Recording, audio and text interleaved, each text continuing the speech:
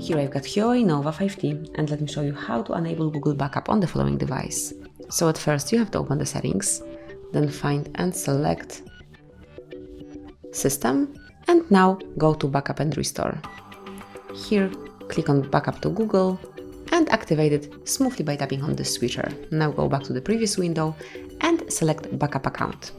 Make sure that you are connected to Wi-Fi, because otherwise you will not be able to log in, and you can either use your current Google account that is included already in your Huawei Nova 5T, or you can add another. Just click on Add Another if you would like to add a new one, and then smoothly log in with your email address or phone number, or create a new account over here. But I will use HardReset.Info, so smoothly select it, and as you can see, it has been connected. HardReset.Info 1 has been connected with this Huawei, and backup function has been added, so this backup will include app and app data, call history, contacts, device settings, and also messages. Click on OK to confirm it, and this is it. You've just activated Google Backup on your device. Congrats! Thank you for watching. Please subscribe our channel and leave the thumbs up.